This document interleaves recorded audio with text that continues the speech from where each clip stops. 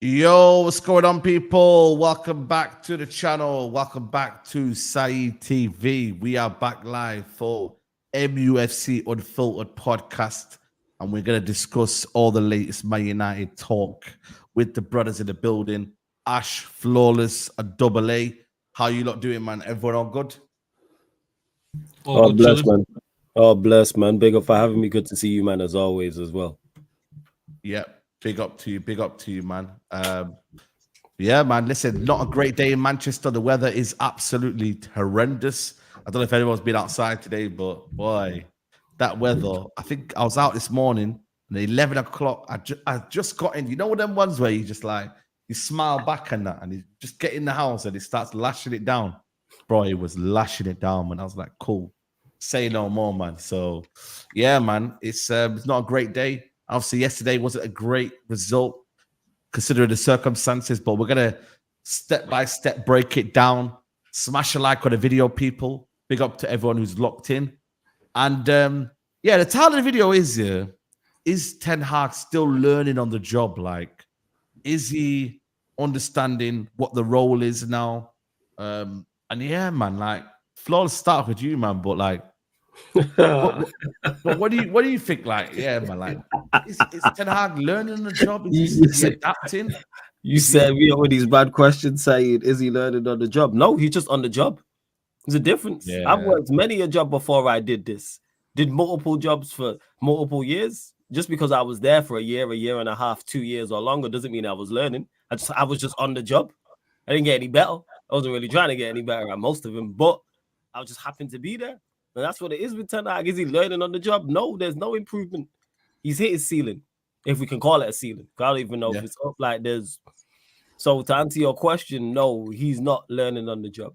We are as good as the players on the day. We are as good as the individuals that carry us. Like the only thing we've improved on the season, I've mentioned this, is defensively. I believe we are better. That's not due to the manager. We just happen to have players who are better defensively.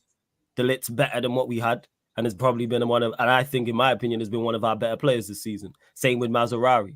Agate will probably add to that as well. So no, like even the performance against Palace, which we'll get to, that wasn't the manager. In particular, the first half. That's the players we had out there. We had players who were technically sound, who are good at keeping the ball. And guess what we did? Kept the ball. Shock horror. I'm saying that it was a loaded.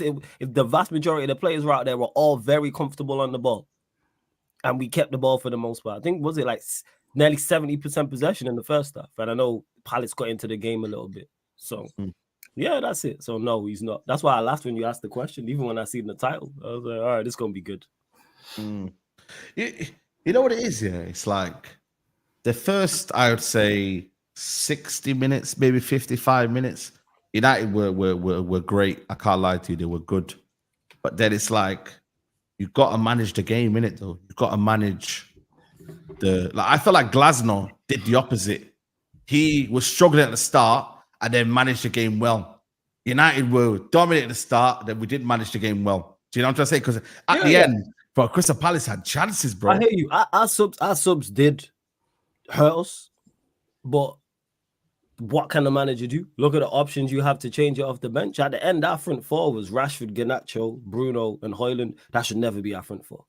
That should never. Forget them from an individual perspective in terms of their quality. Those as a quartet, those four don't suit each other. They're not foils for each other whatsoever. So when I seen that, I was like, damn, this is really what we're going with. So yeah, we did play well, but you got to take your chances. And we created enough. We should have been out of sight in the first half. The amount that we created should have been out of sight. The game should have been over with 45 minutes. And when you don't score, you don't take your chances, you don't win matches. Kind of like our attack's not good enough. You know, kind of like we struggle to score goals. But hey, man, we're on the road to 80, 85 goals, correct? League goals. Hey. Yeah? Road to 80, 85 league goals, yeah? See, this is why I have an issue with every minute. I listen, I'm not Ten Hag's biggest fan, yeah, but this whole crashing in on the manager is ridiculous. Like, I understand the subs didn't work. And you talk about, is he learning on the job? Every manager is learning on the job. The old saying, 3 years in, though. 3 years in. No, yeah, but listen, mate, this is the best league in the world, apparently, right? You can't. Every manager is still learning on the job. It doesn't matter. The only people you say isn't is Pep, because he's the best manager in the world. Arteta is still learning on the job. Look how close he finally got to winning at City today, because he's learned from his mistakes. He's always learning on the job. He had a bad end he had a bad 30 minutes at the end of the game yesterday. I have to say that the substitutions, his over reliance on one certain player, which again we're going to talk about, no doubt. Yeah, we will. But for me personally, this is what I said. I'm a bit more positive than I think a lot of United fans are. What I've seen are at the moment, because I think, and I watched your reaction, Saeed, and I don't know. For me, you came across a bit hypocritical. I gotta say this now to you, yeah, because on this channel you've said so many times that I'm not too bothered about the results as long as the football is better. Now, yesterday, you just said it yourself, we were great. And that's probably the best we've seen Manchester United under Ten Hag in terms of keeping the ball, the high line, the creation of chances. So to crash in on him and start saying it's his fault, where's the patience? Because as soon as you're on his neck and he's saying you want him out, or it's not good enough, it's his fault. And I broke it down. So what I said was, first part of the reaction, I said, it's criminal. You don't deserve to win a game if you don't take your chance in the first half. That's the players, though. No, 100%. I agree. Because by 60 minutes, we should have been well and away in this game. Because yes, this is a place we don't play well. We struggle. I can't remember the last time Manchester United dominated a game at Selhurst Park. It just doesn't happen. In London, we don't dominate games. I agree. The fact we did that is testament to him. The fact that he kept with Eriksen when I thought, shit, what's going on. Like he's playing Ericsson at Selhurst Park. We could be in for a rough ride. He was our best player until obviously people going on. We needed to keep him on. We need to keep him on. We know he's got 60 minutes in his legs at best. He can do it against Barnsley because it's Barnsley, but in the Premier League, 60 minutes he's 100% his maximum. He's getting, and I think he looked tired near the end when he come off. But I think by then we should have been well away. And this is what I'm saying. though. It doesn't. We're not that though. And this is the thing though. We could easily say we should be 3-4 and up, but the reality is we are not. So my understanding was, and I've seen this before, by the way. I don't know if you've seen this before, but Ten Hag's in-game management and substitutions, especially the first season was good, but second season and this season, it's been terrible, guys. Let's be honest, man. Like his substitutions have been absolutely terrible. And he's been booed at Old Trafford. You've been there. He's been booed at Old Trafford for making the wrong subs, and it's not been. And we can all see it. And I understand what. Go on, Double A. Go on. Sorry, bro. I'm gonna say, but sometimes this season he's got a few right. You think of Garnacho coming on. Garnacho's been coming on and contributing, which is the polar opposite of what Rashford's been doing. We know about Garnacho though. Well, yeah, but I'm saying, but he's substitute. He's come on and scored goals. Yeah, the offside goal against Brighton that nearly, got us over the line in that game. So I understand. And he has to hold his hand up yesterday because every single substitution was a howler. Like if you're gonna bring Agati on, it had to be for Bruno, because as soon as Bruno had that shot with the outside of the foot, he went off a cliff. He was out of the game, and he for me he was one of the factors. Not because I saw not the sole factor. Not him. I saw in the reaction. I can't remember who it was, whether it was Noureddin or Faz that said Ten Hag and Bruno were the reason we lost. Absolutely, that is not the case. Because, listen, I feel sorry for players like Zirkzee. Zirkzee had a great game and he deserves to stay on and he deserved to see it through because he was one of our best players. And to take off your 3 technical players is an absolute stinker. And to not leave any of them on when we had so much control up till 60 minutes. Can you tell me, Amino saying he got most of his subs are okay. Please tell me, apart from Garnacho, the subs that he's made that have been good for Man United. When? This season? This season, yeah, please. I'm trying to remember what's his substitutions. You've forgotten him, fam, like a bad film. But if you look at the start of the season, so the Fulham game, it's the first game of the season. You can understand first day nerves, but we got the win in the end. Zirkzee came on and scored. Zirkzee came on and scored. Then you look at the Brighton game. I said Garnacho came on, but other than that, it was a bad day at the office anyway. We knew that. Yeah, I've got a couple of games, and also I've got a couple of instances where the management of the game has been poor. Anthony coming on actually decreased our control of the game. I remember McTominay had 0 effect on the game. I remember, which he does. Anyway. Again, that's another one. The game against you're hitting the nail on the head. Liverpool. Here, Saeed. Liverpool. You're hitting the nail on the head here. Are we subs good? No. My main issue with the substitution, yes, you should have left Zirkzee out there. I hear the Ericsson argument to an extent. To me, when you look at what we have, we should have just left him on. Zirkzee should have stayed on. Our options are terrible. That's my biggest issue with the manager, the construction of the squad.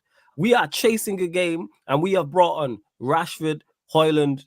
Who was the other one? Was that they were the only 2 attacking changes, correct? It was just Rashford and Højlund. Yeah. That there lies the problem.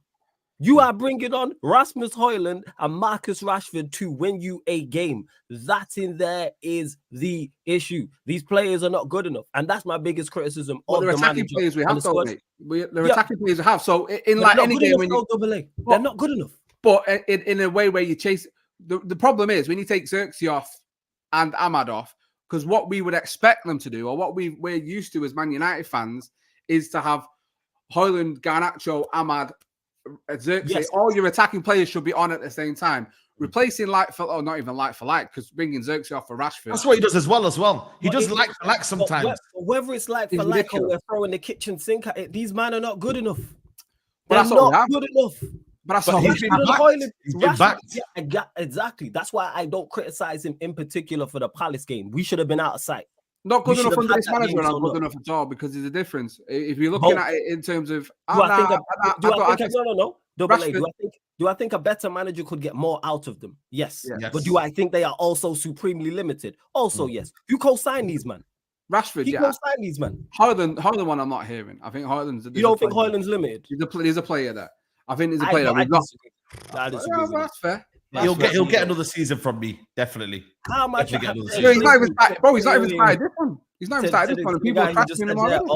You want a wild Hoyland take? Hoyland in his first season scored more goals than Suarez in his first season in the Premier League. That's cool. That's a wild take for you. That is a wild take, but he's nowhere near Suarez as a player.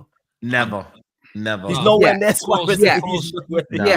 These players can grow. Do you know what I mean? Yeah, and if he grows into Suarez, I will sit on this podcast and go absolutely. Technically, though, Ash. Technically, nowhere close. Technically, nowhere close. What I'm saying is putting the ball in the back of the net. There's plenty of players coming to the league and they've never been able to have that ability to be able to put a ball into the back of the net. The fact that with his limited chances and his limited just supply, he's still been able to get those kind of numbers in this team. Yeah. I feel like there's a player there. That's what Man United Premier League team. I hear that. And you know what's crazy? I see the stat that also said Nicholas Jackson has more non-penalty goals and assists than Bukayo Saka. What are we doing out here? Like stats can be missing because none of us are taking Nicholas Jackson, are we? And he was in a terrible team too, with limited chances. With an awful manager in Poch, and we're mid-table for the majority of the season. What we do, we gotta stop being biased and being misguided. If Hoyland was in another team, I'm not writing a player off. You can't write a player off just after one season, man. Like if you don't fancy him, you don't fancy him. But therefore that means I've got more trust in the player that I've already seen and I do like. Show me something. It's a show. It's a show. In the worst ever Manchester United team, he went and scored more goals than Suarez. I think people are wanting more. What more can we show you, bro? What more can we show you? That started in January, by the way. I didn't mention that. What more can I show you? Do you know what I'm saying? Liverpool fans, I've not even got the chat open. I know there's Liverpool fans who are living about that. Yeah. But he's not like, again, you can have a bad season or have a rocky start, but you can see more where I'm like, all right, cool. I will give you, as most players I give a second season to. Most players. Him, I'm just like, Mount, I'm not with it. Rashford is on what season now? Been here nearly 10 years and we're still talking about it. Again, when we just gonna realize that these managers not good enough. You know what's mad, yeah? A big up shout out to Traps. Big up to probably Miss Eric Ten does not know who are his best players. Shout out to Suja, man. 6:20 a.m. No sleep. You're pulling a madness. 700 people here. Listen, there's 843. Let's get these likes up, man. Suja is here in the morning. You know what I mean? Watching us. So if you can like the video, you lot can, man. Traps, big up to Traps in the building. You know what it is here? Yeah, for me, it's like I'm just kind of like I'm not dealing with reality this year. I told you, like, my motto this year is not to deal with the reality. My thing is we have to have expectations. Expectations must be kept. This manager needs to be. I'm there as well. That's a great reality. I'm not dealing with people say this player is not good enough. That player, no, you've been back. Make it work. You want this manager. You're happy not to get top four as long as you play good football. You play good football. No. We have to get top four. No. You have said on this channel, bro. You have said they're not good enough, Saeed. That you said that if we don't get top four, but you can see the improvement in playing football, that you'll be. Yeah, that's a fair comment. But I'm saying to you. So he's done that in the last 3 games. He's starting to build a little something. We've looked a lot better in the last 3 games. Wait, which 3 games? Do you mean the 2 cup games? Building, man. I mean, look at Southampton team. Awful. Look at back. No. We added No. Don't start that because every cup game we've looked at every cup game we've had under this manager. We have absolutely struggled. League 1, not there, but this is what I'm saying. So under League 1 competition, League 2 competition, we've looked on a par with them. I'm not saying you take the Barnsley result and then you dine out on it. You can't do that. But for United to score, we've all said it on this channel. We say it last week. We have never scored more than 4 goals under this manager. In the week, he went and scored 7. Right? So you have to say that is an improvement. All I'm saying is the last 3 games have seen improvement in the way this manager has put the team out and the way we are playing. So my question to you, Saeed, the only thing I'm saying, I'm not Ten Hagging, I'm just asking questions. Yeah. My question to you, Saeed, is how long do you give this manager then? If you're saying you're happy to see him start to build something, how long do you give him? Because after 1-0 result, which we should have won, you're calling for his head again. So how long do you give him? This is why I said the title of the video is Ten Hag learning the job. I have looked at this manager for the past 2 years here, and I've seen inconsistencies in his style of play.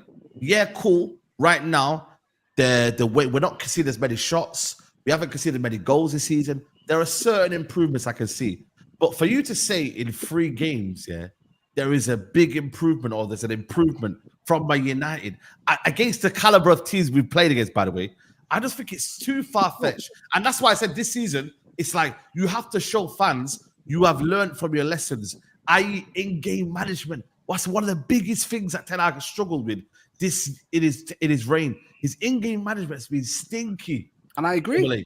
But you can't, like we said in the summer, you can't solve everything overnight. Yeah, no manager can do it. What do you mean you can't solve everything overnight? Is that 2.5 years? No. My thing is that what I'm saying is, right? No. What I'm not saying. It's not an overnight thing. It is. It can be. Of course, it can be. Because you're saying he's learning on the job. So if his engaged management is bad, does it just switch overnight? It becomes. It's also a bad question as well. That the fact that the manager is learning on the job, it's like almost like a reality of is the Ten Hag still learning the job? Like it's a damning basic question. It's the fact that it's a question because if a manager's improving, you just talk about him improving. Improvement. That's what I'm saying. So my point of when I said the last 3 games you've seen improvement, I'm going off one of the worst performances I've ever seen at Old Trafford with my own eyes against Liverpool. That for me, the bar's low. Is what, bro? He was on the floor, bro. It was after that result against Liverpool, bro. I came out of there. I never wanted to watch this Manchester United team again because we have suffered embarrassments as Manchester United fans in the last 10 to 11 years, right? I remember the back-to-back 3-0s to Liverpool against City. They were bad. You know, Moyes saying we aspire to be like City. That was bad. We've had the 7-0, which was horrendous. The City results that have been at Old Trafford, the passes by, killing us with 1,000 passes or whatever it was. That one against Liverpool a couple of weeks ago is one of the most embarrassing results I've ever seen in Manchester United because we were beaten before we come out of the tunnel. So from there, you really are starting from square one because you got to get this team back up. You got to get the fans back on side. Now, the problem is I'm playing devil's advocate and people in the chat don't really understand that. They think I'm backing the manager, but I'm asking the questions because I want to know what Manchester United fans think at this time when we've come from that disgusting result and the last 3 games you would say have been on the upward turn. But you're saying you're happy for this manager to try and do this season to get us top 4. So all I want to know from you is how long do you give him to do it? For me, it's gone past beyond giving because the owners you were never happy for him to do it then because that's what you were never happy for him to try and build something then. No, the thing is though, he's coming. I said this season he has to prove. Yeah, he has to prove why he's been given a contract in it. So he has to show. So he's trying to do that, but you're saying you're not going to give him a chance. No, but I think I'm not trying to look so far ahead. I'm trying to understand everything in isolation. So we're trying to look at the first 4 games this season, right? And we're looking at it. What we're on 8 points? Is it 7 points, guys? This season so far, 7 points. I'm looking at certain games and I'm like, in-game management's been poor. Tactically, we've been naive. There's been certain inconsistencies about us this season. So I'm just trying to judge it. I'm trying to look at the positives, look at the negatives, and outweigh the both. But I still see big naiveties in Ten Hag still. I'm not saying it's all down to him, but this idea there's a big improvement. It's the bar. You're speaking from a level that is so low. I didn't say big improvement. I said there's been an improvement. It's improvement, but then I think for me, you're judging it off them 3 games there. So what you're judging it off?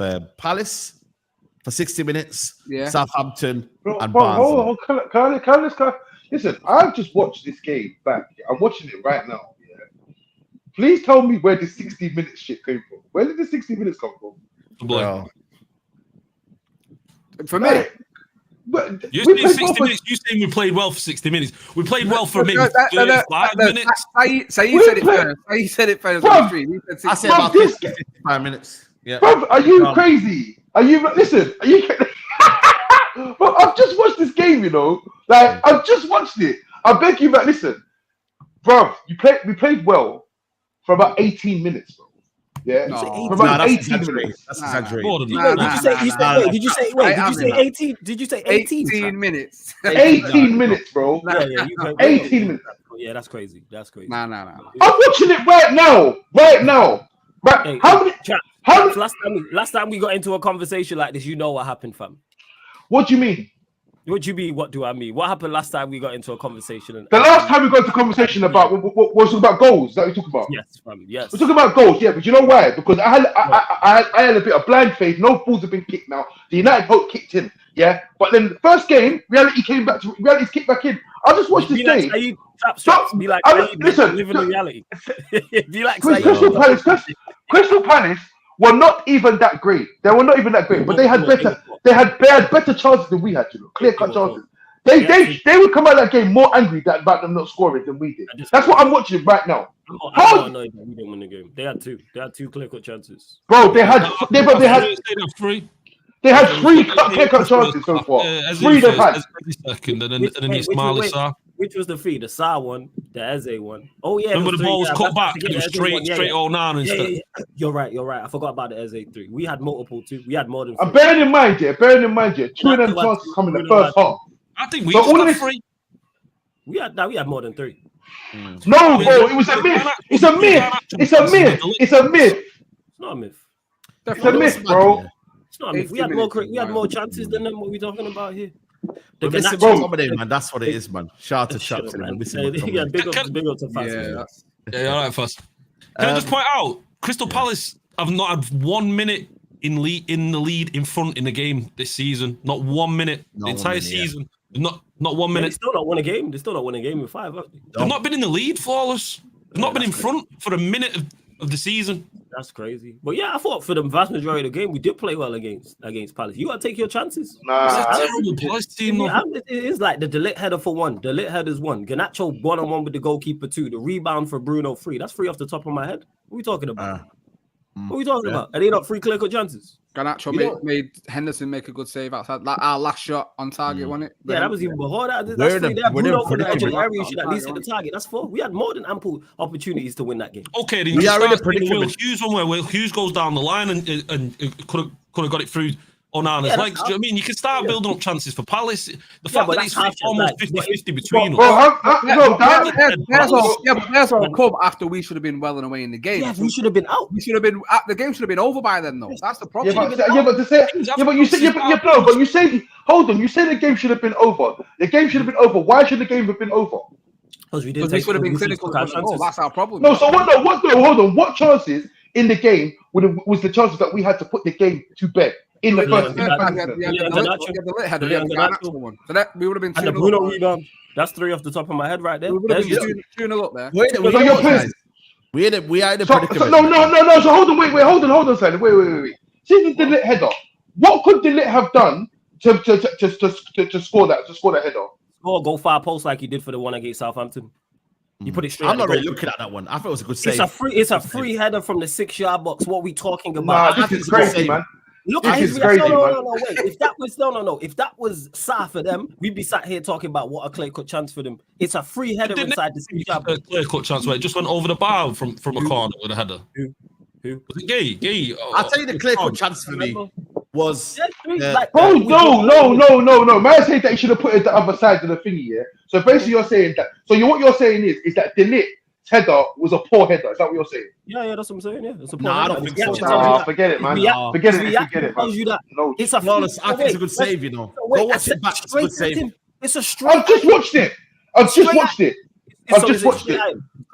Is it straight at him or not? Traps, is it straight at him or not? Shall I tell you what mine was? Is it straight? No question. Listen, he's not. He's not in the middle of the pitch, you know. He's not in the middle of the goal, you know. He's not in the middle. He's not in the middle of the goal. I remember it vividly. Is he straight? All right, cool. I couldn't be straight at him if listen. It's no. I'm not having that. It wasn't straight at him. So the keeper stood in the middle of the goal. He's headed the ball, and the keeper stood there and grabbed and held it, not moved. No, he held it. The keeper's not moved. Yeah, That's ridiculous, man. On the line as well. Was there someone on the That's line man, ridiculous. as well? That's ridiculous, man. It's ridiculous. No, it's like the Southampton goal. It's like the goal that should have been the aim. You go, you put the ball back where it came from. But now we're making excuses for delay. All right, cool. Okay, all right, cool. So that's right. So okay, that's fine. Yeah. All right. So we give that one. The Lit should have scored that one. We give him that one. All right, cool. So that puts us 1-0 up. Yeah. What's the next chance? The Garnacho one with the left foot. Garnacho second chance. One with the keeper. You're 1-1 with the goalkeeper. Score. That's cool. Then we 2-0. And then we probably and then what happens because we're 2-0 up? They then either if we're still not dominating and being on the ball like we was because we had like 67% possession in the first half. I agree. If they attack us even more, that then creates even more space because we were getting a lot. No. We're not doing that. We're not doing this. We're not doing that. Shoulda, woulda, coulda stuff. Because right now you're saying that because you're saying that this should have that never happened. Yeah, so it's 2-0 now. Yeah. So Eze gets his chance. Eze scores 2-1 now. Yeah. Right. First. Yeah. So how's the game going to be? How's the game put to bed now? Because that doesn't because now you're doing shoulda, coulda, would is because no.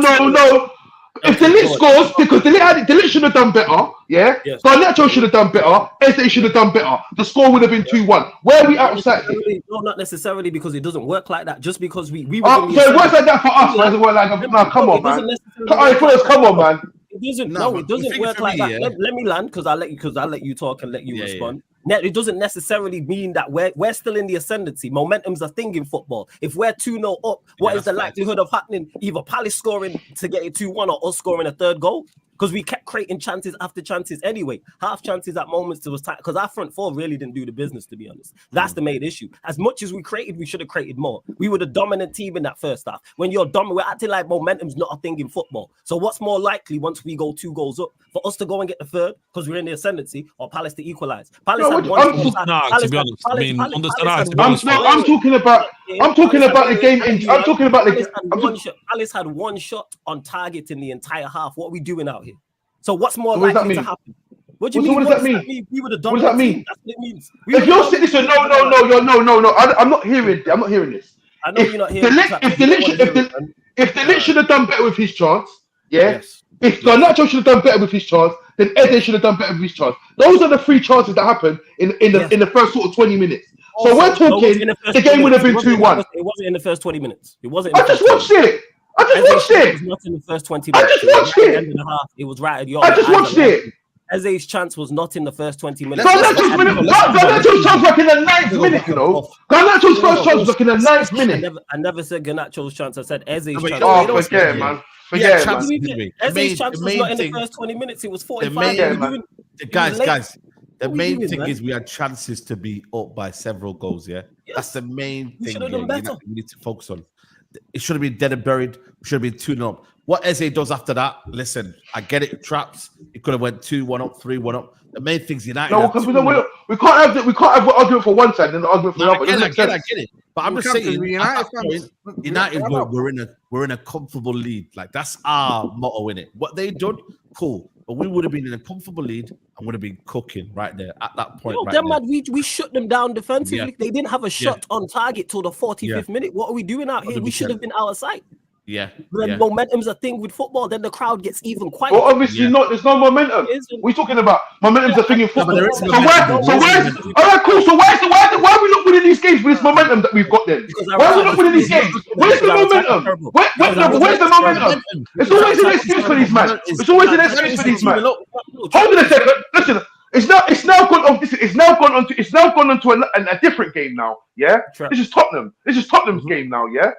Brentford have scored, yeah. Brentford have scored. Where's the momentum? Where was the momentum take? Where was the momentum for that one then? When Spurs took back the ascendancy in that game. That's why I watched that game. Spurs did. So Palace can't take back the ascendancy. And furthermore, based on the games that you've seen over the last how many seasons with Palace, would you not be fair to say that Palace more than likely would take the ascendancy? Not this Palace, no, because they started. Forget it. What do you mean? No, it's not forget it, Traps. You just asked me a question. Not this Palace, because Palace have been terrible all season. You just heard Ash say they haven't led all season long. They still not won a game when we're 5 games in. And in regards to excuses for these, man, there's no excuses. What are we talking about here? I've said our attack's terrible. I'm the one who said this. I said this all summer long and was argued down by you and many others about this. Our attack is woeful.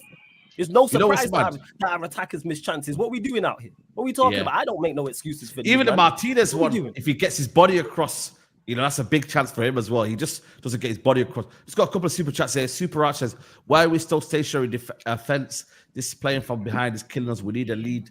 We can see the pitch and continue to momentum attack. Soatex says, double A in 5 games, we had 0 goal difference. We played Fulham, Palace, Southampton, and Brighton, and we are 11th. What improvements? Get you head out. Double A thinks Bruno played well, 34%. I never said Let me that. bring in Faz. Faz, guys, by the way, make sure you lot are liking the video. Listen, it's a heated debate because obviously we're all passionate about United. So hit the like button if you can. We need 500 likes ASAP. Faz, it's a big kind of dilemma we have in it because we're creating chances, but the man that need to bury them, they're not here in it. So what do we do, bro, Faz? Because at the end of the day, you can't finish. You can't teach finishing in it. Like, it's impossible. You either have it or you don't in it. You're on mute, I think. I don't know if your mic's on. Your mic on?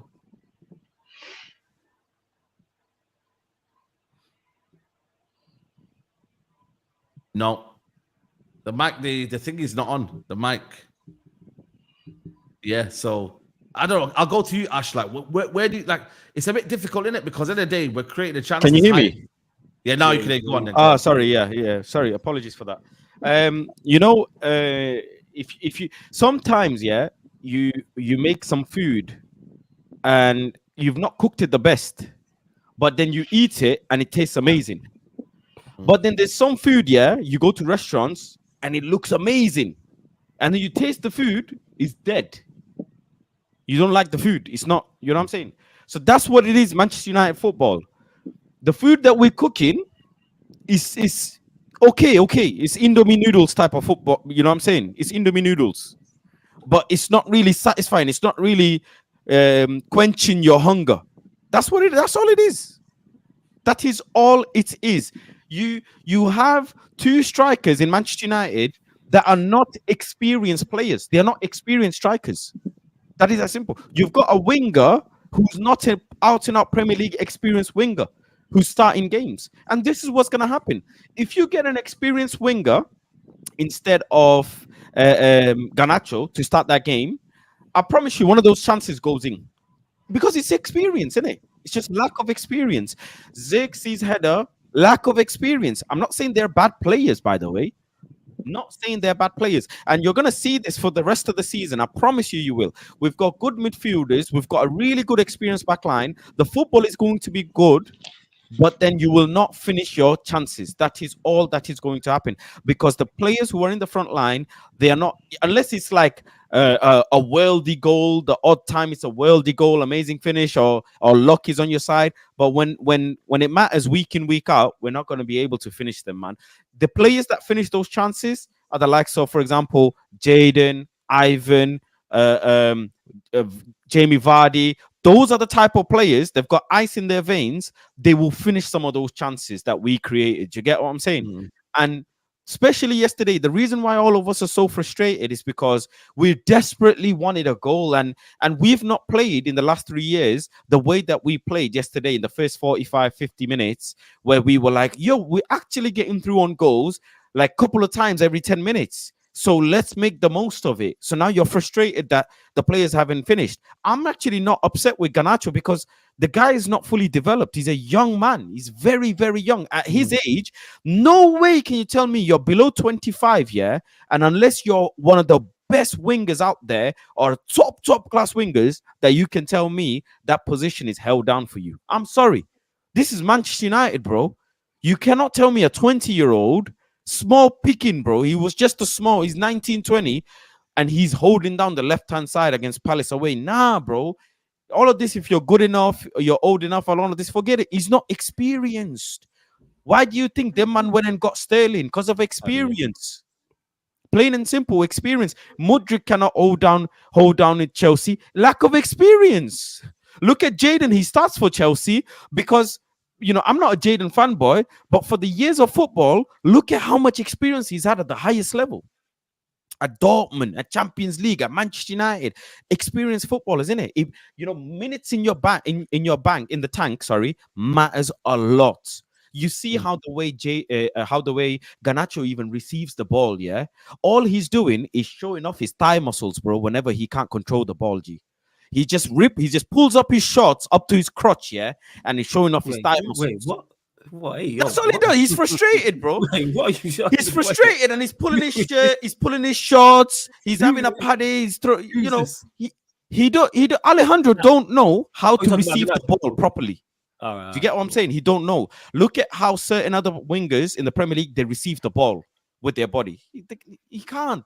You've got Ahmad again. You can't tell me that front line. Not one person on this panel can tell me, or anybody, 1,000 people in the chat can tell me our front line with any combination can score 45 Premier League goals in between them. They cannot. They cannot. And this is where the problem comes in. If we had someone, a gunman, we don't have a gunman, bro. We've got bare players that are just able to do drive-bys. They're just drivers, bro. But who's the sniper? We've not got one. And this is where we went wrong. You can't tell me any of you can rely on Zirkzee to give you 15, 20 Premier League goals, bro. I'm sorry, bro. I ain't seeing it. But my thing is, though, we don't need Zirkzee to get 15, 20 goals, though. We need the goals to be shared around. That's better for me. 45 goals shared around between the front line. You can't tell me we can do that. Around, man. I don't believe we can't do that, bro. I'd rather have everyone sharing the goals around. That's what I want for me. You know, Arsenal did it last year. year. Bro, this isn't Liverpool, Firmino, bro. This isn't. This is 45 between who? When you say that, Faz, what do you mean? Are you talking in like the front three? In our front three, Garnacho, Rashford, Anthony, Ahmad, Zirkzee, Højlund. Other than Marcus Rashford, if he goes on a mad run, you cannot tell me, that Garnacho give you a 10 goal boom in the Premier League. Ahmad can give you a 10 goal boom. Zirkzee and Højlund can give you 20 goals in between them, 25 in between them. It doesn't look like they can, bro. It's the dead honest truth. We're talking about accommodation. My man is accommodating him. He's accommodating him. But who's the guy? Who's the main player that we're playing for? Really and truly, who's the main player? We don't have that. With the figures with me though. What I like, and also, sorry, Saeed, just quickly, it would make sense if we did this accommodation football if Bruno Fernandes did not play on. He's the problem, I think, for me. That would make sense because then we'd hold the ball really well and loads of different players would get like 6 goals. Ericsson would chip in about 5. You know, someone else would chip in from set pieces. De Ligt would chip in with a couple of set pieces. Then it makes sense. But when we've got grenade launchers, what do you expect, bro?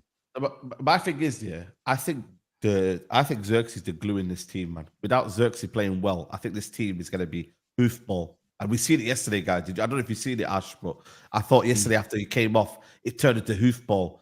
When Zirkzee comes in, the connecting, the passing, the movement, everyone's flowing because they know they can make the little runs in behind.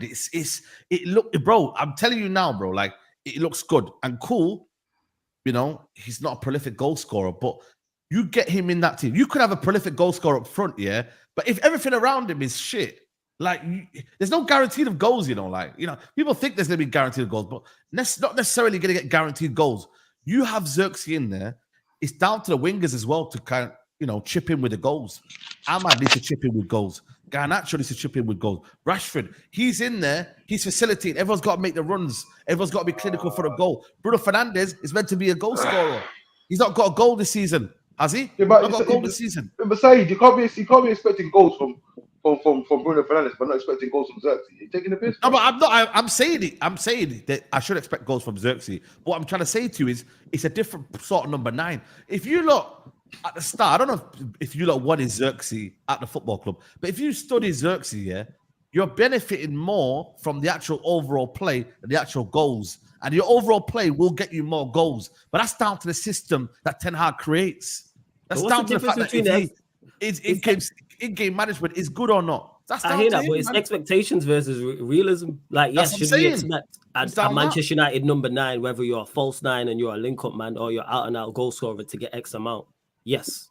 But is it realistic for Zirkzee to get that amount? No. We need to stop with the expectations. Let's base it in realism. Is Zirkzee and this team and this attack, we'll use that, capable? Is Zirkzee capable of getting 15 league goals? I'm asking the question. If you look though, Forrest, I'm asking the question. Go on. in the first half, you're saying that United created enough chances, and I think if we continue to create those chances in the second half, and you look, that's on Ten Hag. What he does, you see Eriksen's flagging, you see he's struggling. He brings on Agati. He takes off Zirkzee.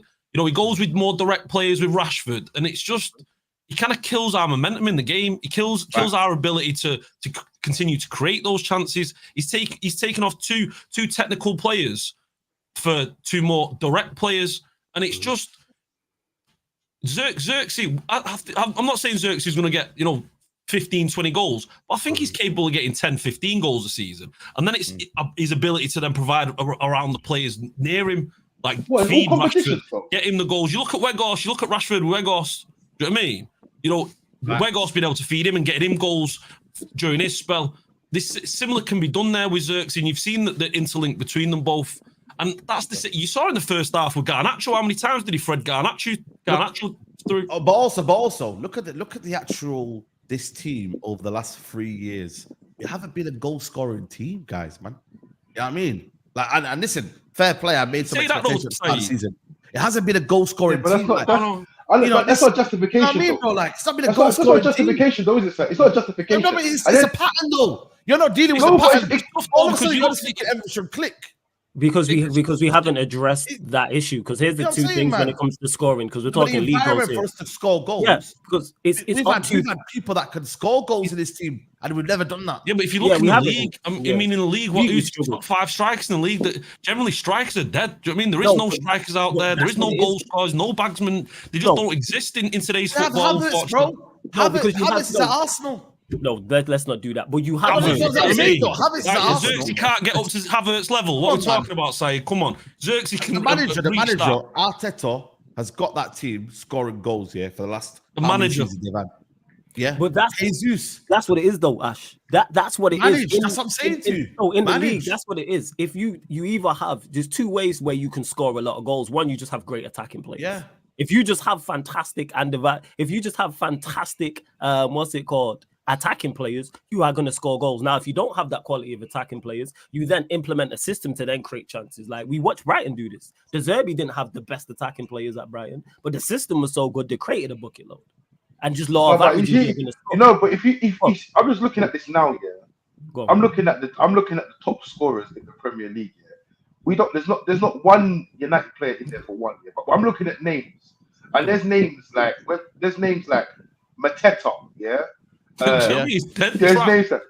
Mavdidi, Semenyo, Smith Rowe, So Chris Wood. We don't need to get to that. We don't need to get to that level.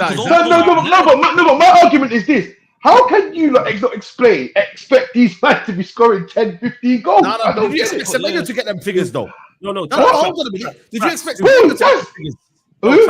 You're talking about them same players, Semenyo and all them, Mateta and all them. Did you expect them players to get them goal contributions? You said 10, 15. No, Traps, you said 10, 15 goals. 5 games into the season, man. Yeah, we are 5 games into the season. No, that's what I'm saying. 35 games in the season. Traps, who do you think we should expect 10 to 15 goals from? What players? I personally think you should be expecting the expectation of Joshua Zirkzee should be 10 to 15 goals. Yeah, and there you go. It's still the start of the season. Huh? I'm not disputing that. Xerxes cool. Yeah. So what? I mean, what was the argument about him scoring goals?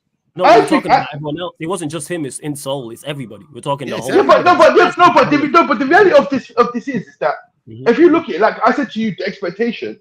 Remember we had this conversation. I told you the expectations of what I was saying. Yeah, it's like these are the reality. This is what I expect these players to be scoring goals. This is what they should be. This is what they should be doing, regardless of what. Zirkzee, I hear it. The rest of them, even if the expectations, I've said this before, it's a Hoyland should be getting. Hoyland should score 15 goals this season. Guys, my thing is if you watch Zirkzee and you understand his game, he's not a prolific goal scorer. So in my head already, let me land. Doesn't need to be. My head already, I'm seeing that. You know what? If he's a 9.5 or whatever that he's saying. He's a facilitator. He provides for others. The link-up play. That will get us more goals, I believe, in the long run. That's where my head is at. And I believe the way we're playing right now, you can see there's a direct correlation between when he's playing and not playing. We are better with Zirkzee. So I believe I don't believe that. Hold on a minute. You don't- I you don't believe think he will that get with better with more consistency. I don't with believe. Zirkzee's team. I don't That's why believe that. It's 5 games. That's all I'm saying. 5 games. Give him time, and you'll see other players getting the goals. Listen, it will come. I think for me, you're very, very knee-jerk at the minute with Zirkzee. He's like, where's the goals? Where's the goals? No. Because yesterday when I watched the game, and everything that you're saying is everything you're saying what you saw. I saw that, but I saw that in Ericsson. I didn't see that in him. So I don't really understand it. That's crazy, man. I didn't really see. I saw it in Ericsson. I'm sorry. I saw it in Ericsson. That's the truth. Everything that you're saying now, I saw it in Ericsson. That's what I saw. So I don't know. I can't lie to you. I seen a lot, man, from Zirkzee. Well, I mean, like I said, Zirkzee was brilliant yesterday. Dropping deep. Yeah, man. Great. The only thing you could say is probably weren't selfish enough when he had the ball a little bit higher up. Do you know what I mean? He was looking to pass a little bit more than maybe taking a shot. But yeah, I believe that'll come. That'll come to his game. Yeah, of mate. course. He's getting in positions. Is it his fault? He could have had 2 assists yesterday. Is that his fault, by the way, guys? Could have had 2 assists yesterday. I don't blame That's him the for yesterday. Pogba effect, isn't it? We always say that about Pogba. How many assists could Pogba have had for United? 100%. 2 assists. Yeah, I different game. don't put it on Zirkzee yesterday. I thought he played well yesterday. The problem is, the players. I'm not saying. But what? Go on, Traps. Go on. Broski. I don't know why you're frustrated with him, man. 20 goals a No, season. do you know what? I'm not frustrated with him. Because like I said, when he came here, I did not. I said to you, look, loud and clear. I do not know enough about Joshua Zirkzee for me to be having an opinion on him. The same way when he played shit in the Liverpool game, and I said to you lot in the group chat, I said the same way he played shit in this game, and I didn't get onto him. It's the same way when he played well, I didn't give him the overpraise because at the end of the day, I don't know enough about him. I haven't seen enough football from him. Okay. That's what I said. Yes, but my thing is this: you cannot. What he's doing is not good enough for you to turn around and say, "Oh yeah, he's changing the game." I'm sorry, it's not. Because at the end of the day, the results was there though yesterday. How's the evidence there? Oh, fine. He could have had 2 assists. The game, the momentum, the way we're playing, and the we got much worse after he got off. So when he just when Joshua Zirkzee come off, not solely him. Everton, no, I agree with you. I agree with you. There you go. So you're not there. There's no doubt. You can't prove that. Do you understand? You can't prove that. But my thing is, you can't say that. You cannot turn around and say because of Joshua Zirkzee is why the game changed. You can't say that. Not solely him. He's part of the reason. I don't want to give you grass because you're gonna get triggered in it. But the passing lanes, and we played it's not just the passing lanes, it's the progression. It's taking the ball up the field. It's the progression. Actually being able to keep teams in. Yesterday we were able to keep Palace in their half. How many times do we see or struggle to keep teams in their half? Do you know what I mean? That's what Zirkzee allowed us to do. Whenever the ball got loose, ball was fed into Zirkzee. Zirkzee then kept it ticking. He kept the ball wide, and we were creating chances from that. And that's what Zirkzee did. Once we took him off, you started Palace coming into the game, started, creating chances, and it was a whole different game. And okay, I understand you saying, Eriksen's coming off as well, but that's down to Ten Hag. Ten Hag not recognising you can't take off. Yeah, but I don't see how it's differentiated from what I'm seeing here. Everything that you're saying is the praise that Eriksen should have been getting. He's part of it. Don't get me wrong. Eriksen played well too. He's a part of it. Let's talk about it. Hold on a minute. Let's talk about. Instead of talking about one player, let's talk about the technical level decreased from when 3 players collapsed. Okay. Let's talk about that, Ash. You start on that bit there. The technical level of when Ahmad, Eriksen, and Zirkzee was on versus when they were off. You discuss that because then we're not talking about one player specifically as well. Well, you look at Ahmad, Eriksen, and Zirkzee. Now we all know the technical players. We all know they can receive the ball well. We all know they can get the ball out of the feet. They can deal with the press. They can escape and they can pass the ball. They can keep the ball moving. They can hold possession. You look at Rashford. Rashford struggles to do that. Højlund's not the best. His touch isn't the best. Do you know what I mean? Ugarte, I'm not going to. Ugarte's never been the best in the press, but that's not his job to do. His job to deal with. Do you know what I mean? I won't get on a guy for that. Do you know what I mean? He's a destroyer, but. You destroy the technical capability of the team, and you do that all at once. And for Ten Hag not to recognise it, and not to understand that just highlights his lack of understanding on the technical level of footballers. Like we've said many times before, his talent identification. His player awareness and understanding how players play and how players fit in a team. Like that yesterday, that was the clearest indication we're ever going to get, because we were controlling the game, as we've all said. You know, in the first half, we played well. You know, we had control. We probably could have scored 2-3 goals, whatever. But second half, we take out all our technical players and it just collapses. And go on. Joe pisses me off about this manager. And one big thing, he chats so much shit, because how you take off your 3 most technical players when, you know, we're in control of the game and we're in the ascendancy to try and go and score and win at a place where we got absolutely embarrassed last season. And you think back to the Southampton game where he plays Eriksen, yeah, and when he's asked why, it's because I want to play more football. And then he takes all 3 of his players off that are allowing us to play some football. That's like you said, and it goes back to the theme of the video. Is he learning? In that instance, absolutely not. Because I do not understand for the life of me why he put Rashford up top. It's gonna work against Barnsley, because Barnsley are a League One side. It ain't gonna work in the Premier League because the centre backs will have Rashford for top. We know he can't play up top in the Premier League. He just doesn't have the capability to do so. And then, you know, I don't think Ahmad had his best game yesterday. I thought he was good. I don't think he had his best game. But what are you seeing that everyone else isn't on the sidelines? Why is he not being told keep some control on the pitch? Like, even if it is just Zirkzee, because he's keeping the ball at the right end of the pitch. He's keeping the ball up top. You know what I mean? So if you need to get the legs in there, personally, Bruno should have been hauled off. Eriksen go 10. And if you're gonna bring Agate on, because obviously I understand he brought Hughes on, and he wanted that bit more control in the middle of the park because they were starting to get in the game. Well, at least keep Eriksen on the pitch. If you're gonna make a you know what it is, though? Take Bruno off, because that's the conversation we need to have. At that point in time, he was playing against us. Did you not see the clip? Before I just read that, big up to Zoetek says, I've seen us score first many times and then score right after kickoff. We don't get momentum from scoring. We end up getting sucker punched. No, you don't necessarily get momentum from scoring, but it can be a momentum catalyst. What we're talking about, goals, we've all heard the phrase, goals change games. So can you score and then concede straight away? Of course. Can you score and concede 2 goals straight away? Yes. But what can be a big momentum swinger is scoring goals. Same way a team can wrestle back control from you as well, and the momentum with you. What are we doing? We watch City going against Arsenal today, and then Arsenal then be on ropes, and then Arsenal come into some form of ascendancy towards the back end of that half and got 2 deserving goals. What are we doing out here? You know what's mad here is the fact that the Bruno Fernandes not taking him off here was criminal, guys, man. Like, honestly, man. Because did you see that clip, by the way, of what do you call it? The minute clip where he lost the ball like 3 times. Yeah. 3 times. Outside of the foot time as well. Watching it. Yeah. Broski, it's crazy. And outside of the foot. Outside of the foot every single time. I don't understand, bro. That's like, you do have an instep. Try and use it sometimes. You know what I mean? It might work off better. It's getting to the point now. Like, we've had this issue with Rashford before. Like, we've all sat here and said, why can Rashford not be brought off? And the same is very, very true of Bruno. Now, Bruno Fernandes is not the player. He's not the level of player you keep on the pitch for 90 minutes, regardless of how you're playing. He's not going to be. He can have those moments where he changes the game.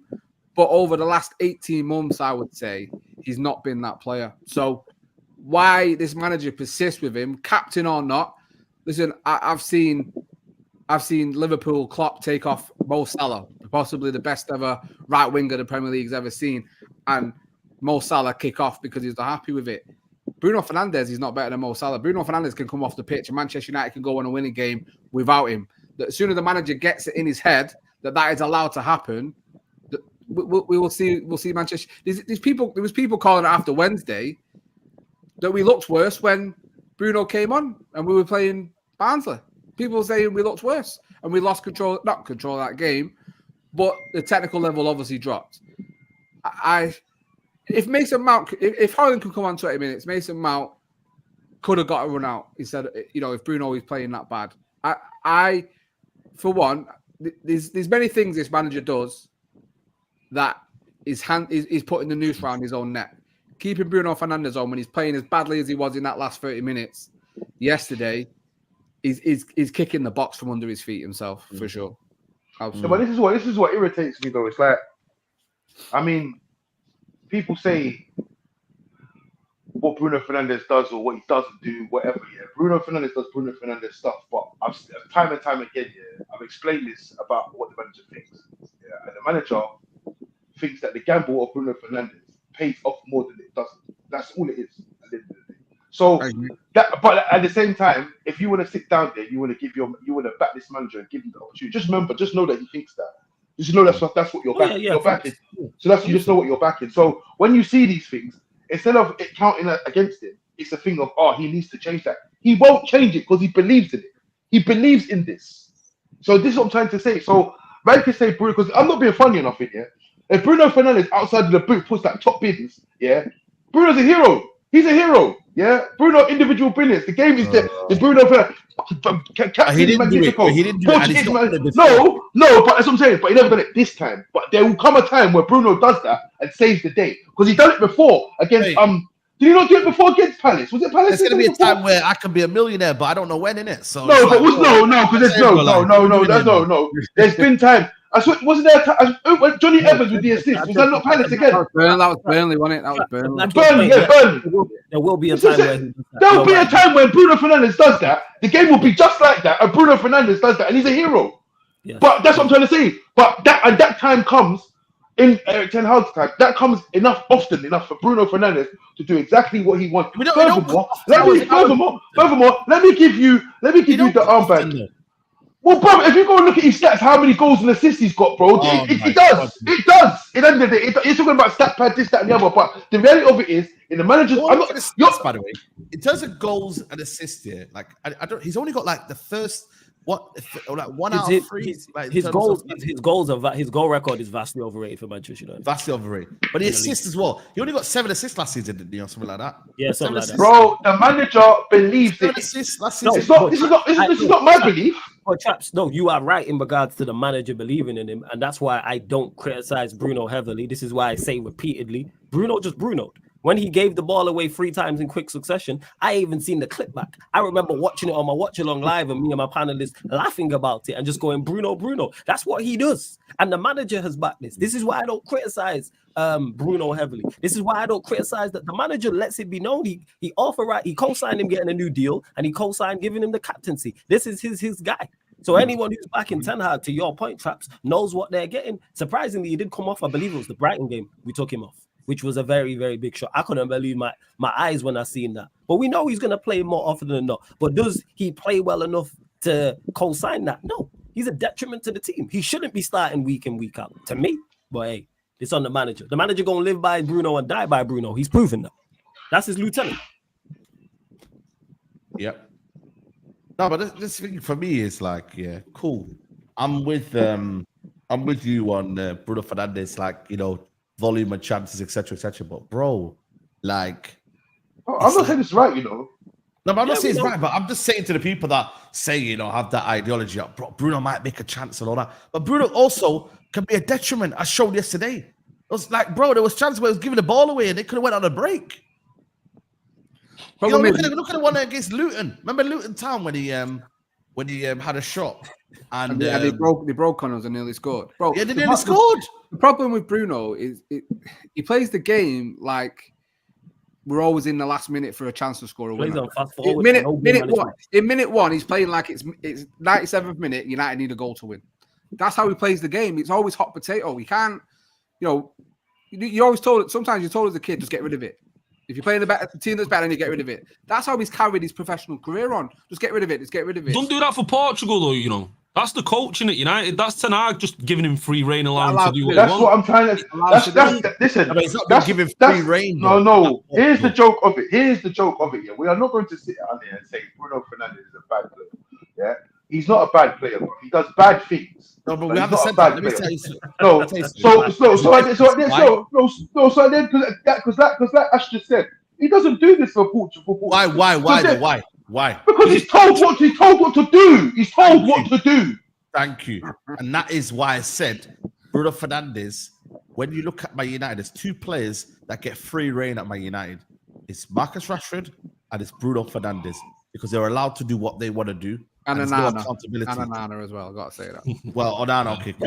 He's actually had a played couple through games to them. He's actually played well in his past couple games. When you can derail your country's international tournament because you want to play in against Spurs, you can do what the fuck you want. Yeah, let's just say that. But on that, when does this is gonna sound daft because it's Bruno, but when does like self-assessment come in and it's like, all right, the manager's giving me free reign, but what I'm doing is not working. So let me rein it in a little bit.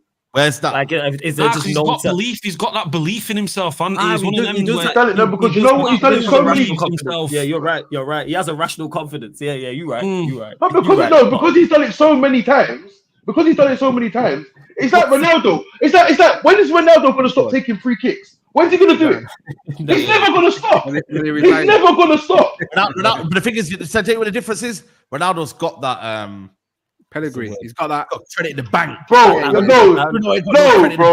Bro. Listen, Ronaldo. Listen, Ronaldo. If we're gonna be honest about Ronaldo and his free kick career, yeah, Ronaldo scored probably about 15 free kicks. Yeah, I can remember. Terrible free kick taker. Yeah, and he has taken so many free kicks in his life. I'm talking hundreds of free kicks in his life. Yeah, for what?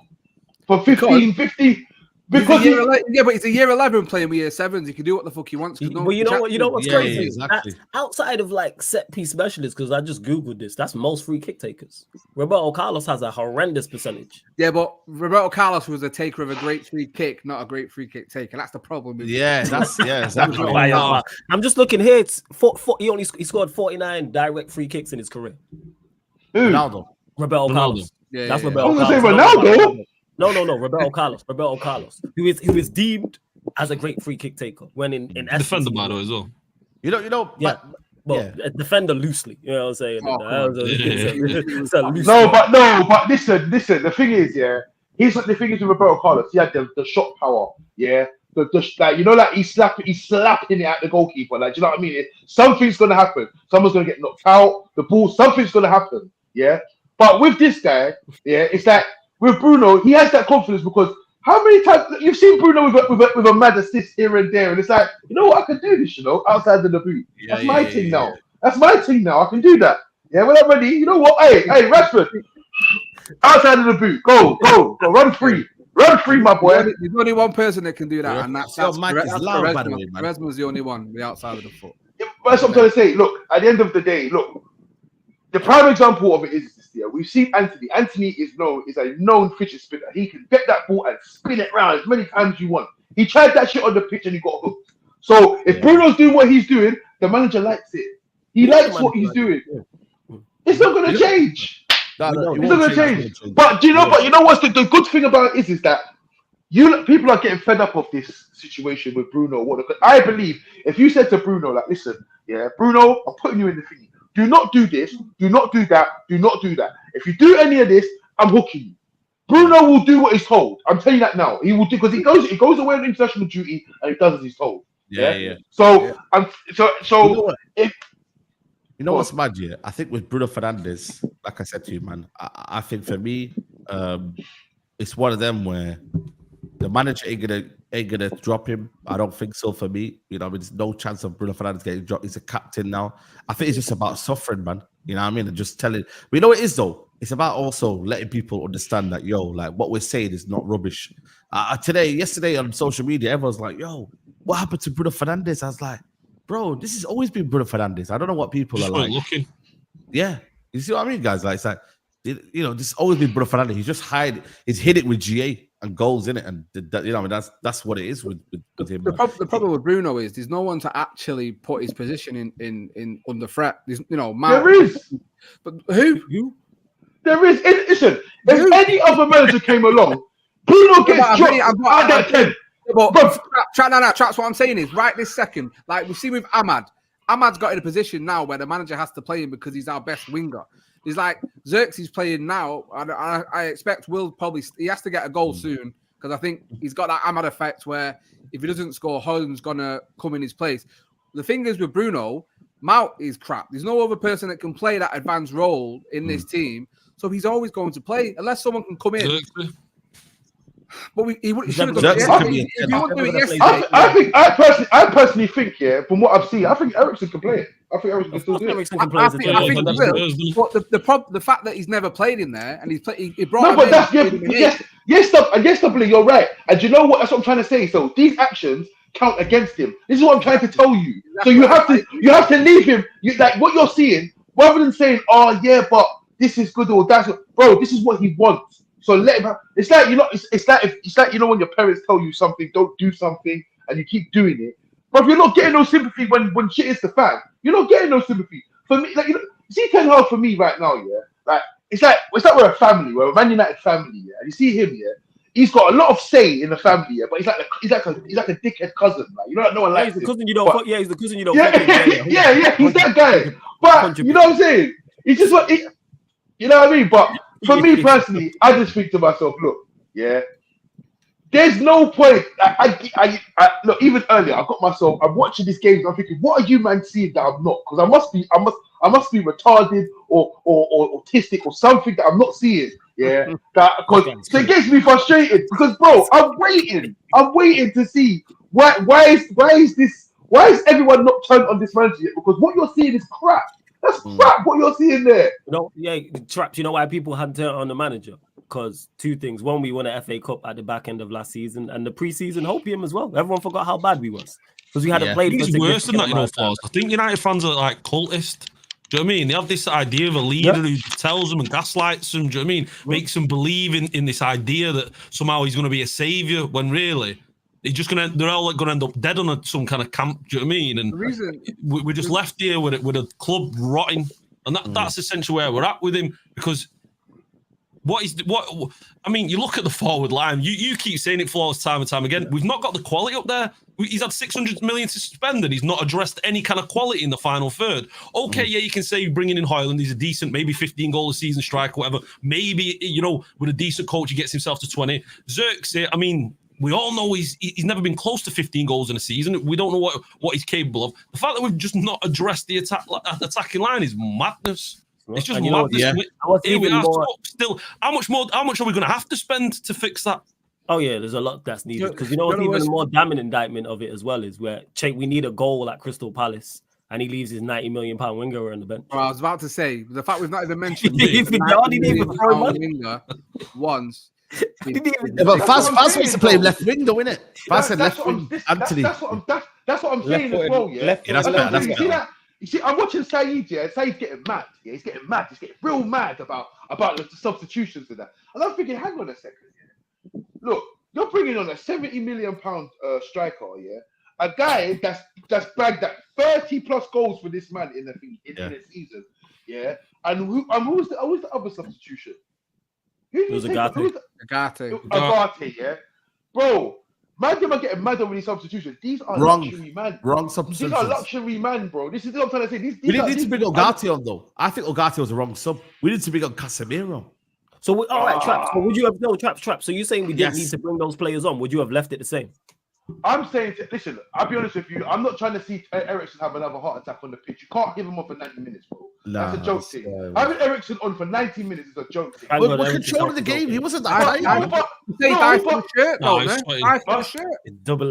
know what you got to do? You got to think outside the box here. You got to think, you know what? All right, cool.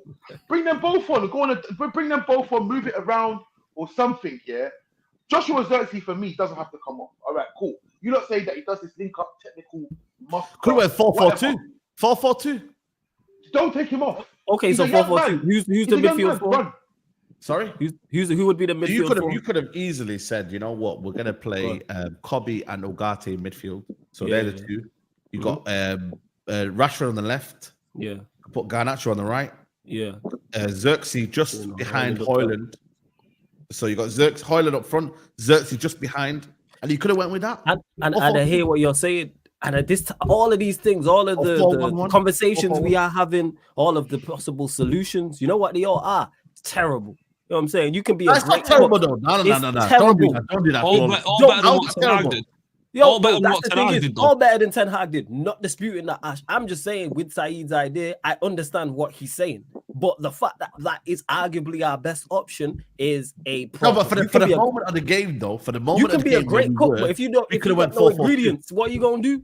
You can be a fantastic cook, A-star chef. But if your ingredients are all awful, what you do? We're dealing with awful ingredients, and the chef's terrible too. This chef went to go buy those ingredients. And that's the problem. We are chasing the game, and we're bringing Holland and Rashford off the bench. No, I hear what you're saying, yeah, to a certain degree, but obviously, look, the way you want to play and the way you don't want to see things, I'm guessing you want to see more control. You want to see, obviously, this link up and this thing, which I'm not going to say. I don't think it was evident enough for me to say that there's a drastic change in the football that we play because I haven't seen it. I still feel like we play the worst football in the league. We play terrible football. But what I will say is that in terms of the substitutions and that, I'm not going to turn around and say that I'm not having an expectation. If we turn around, because in my mind, I think to myself, right, cool. If we started with Rashford and Garnacho on the bench, because Garnacho, like you said, Saeed, impact wise, when does Rashford come off the bench and win games for us? Once in a blue moon, yeah. Garnacho's has more of an impact coming off the bench. So I do believe if he started with Rashford, and Rashford maybe gets that first chance, maybe Rashford does score that first chance because he's got a bit of form behind him right now. Maybe he does score that, yeah. And maybe Garnacho coming off the bench and afterwards, he might get a goal because of his impact, the way he does what he does. But these are things that, bro, I'm just a guy that watches fucking football by sports memorabilia now, bro. How can I see this? It gets paid millions of pounds to watch this shit, to do this stuff. Like, so if I can see it, why am I going to sit down? Bro, he's ignoring it. He sees it. He's ignoring it. So the justification or the argument is there's no anything that you're seeing 3 years into his tenure is because he wants it to be there. Yeah, because he didn't want Sancho. Sancho's gone now. Yeah.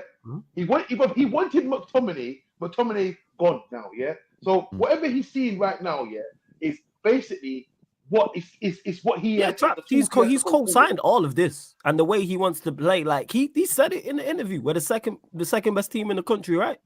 You know what I'm saying? Did he not say all it? Like we fully aware. This is why I don't get mad at him. This is why I don't get mad at the players. Man are talking expectations.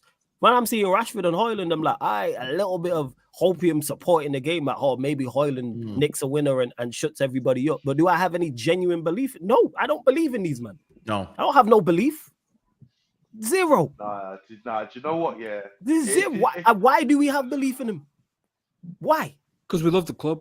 And you can't go. You have to support the club. And that's the only reason any of us are here watching Manchester United, because we support the club. Like you're saying, I'm just saying so I don't get fined. I'm not gonna lie, double link.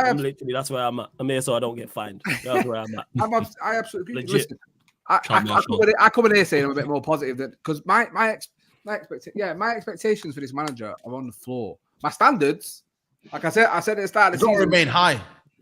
My minimum third with a trophy. That's the standards I expect in year 3 if we're not going to challenge, which we are nowhere near going to challenge. So for me, the next best is 2 trophies in 2 years. You should be making that 3 and 3, and then third.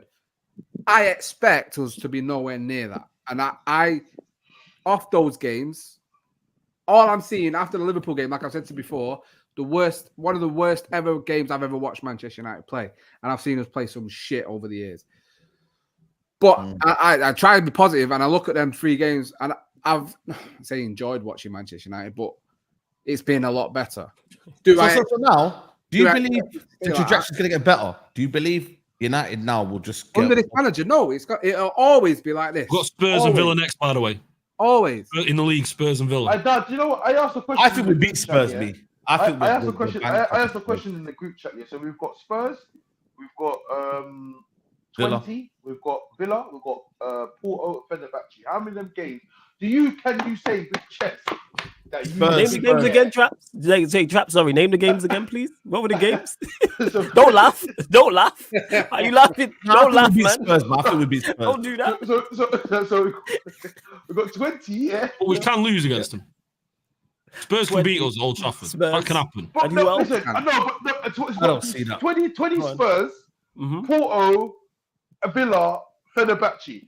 Mourinho's not having it off. With no chess, way, the not a only chance. one I think Yeah? we win convincingly, I have genuine belief is 20 at home. 20, yeah. But Yeah. 20 at home, I don't know. Man. I don't think we necessarily lose all those games. A lot of them games to me scream draw. I'm telling you love now. Tottenham. Come on, guys. I'm telling you Let's now. be honest. Tottenham been poor this season. Mourinho's not having Yo, it off. Saeed, wait. You just said Tottenham And season. and also the high line. I think for me, they're eating Tell with him the high again, line. Ash. If there's Ash, one tell him thing, again. no. There's one thing that Not- Ten Hag enjoys is a high line. If there's one thing that United fans can say cash money, it's a high line. I think for me that will suit us perfect. That's why I believe United will win. Villa will slap us up. How did that suit us last season when we played Spurs and they had a high line? To Spurs be will fair, I slap don't think they kind of had the. With No, what Højbjerg was and the- Skip, by the way. What was the No, result? you know, What was the Hey, result? hey, I'm hey, not lie to you. They were much more deeper. They had Højbjerg and Skip. They sat back a little bit. What was the result? What was the result? Don't mate? get You me told us last year, wrong. Don't get me wrong, but I believe this season, no. They are playing much worse than they are last season. Can we all? Okay, admit so that? Saeed, to answer, no, It shouldn't Traps, be worse. no, Did you not see us against Palace? the question that Traps asked We're you, very well against Palace. because you just said two things there. You said Spurs have been poor. One I don't off. know what we've been, but let's not. Palace have also been poor. How many games can you confidently say, hand on heart, that you think United win out of them 5 that Traps mentioned? For Tottenham, Yeah. 20. Mhm. I don't think we beat Villa. I Okay. think we draw against Villa. Who's that other Bro. one? Fenerbahce. Fenerbahce and Porto away. Fenerbahce. I think Porto both away. of them. I'd say one loss, maybe one draw. Okay, so 2. Bro, hold a Yeah. second. Wait. So I don't know why I'm not gassing United. I'm just saying. We are not we need going Tottenham. It was the confidence about Spurs. That's what it was. Listen. That's all it is. Listen, it's Tottenham, lads. It's Tottenham. Sure, that worked for us last listen, year. them days- Yeah. Tottenham, lads. Yeah. Listen, them days. So this is what I'm trying to say. Them days are done. But we're mid-table Man United now. When man say it's United, lads, come on, give it a go. Go there and have a pop at them. Yeah. This is the worst Man United team we've seen in 20 years. Do you remember what they did to you? Do you remember how they made you feel all them years ago? You know. Go and have a pop.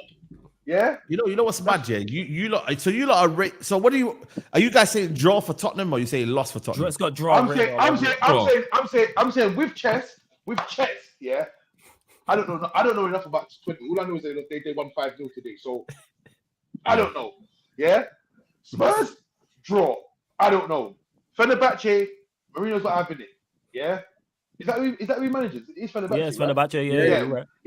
He's definitely getting the get back. And we're shit in Europe, by the way. Yeah, we are shit in Europe, by the way. Yeah. So Porto. I just will get joy out of the high line with Tottenham. That's all I made.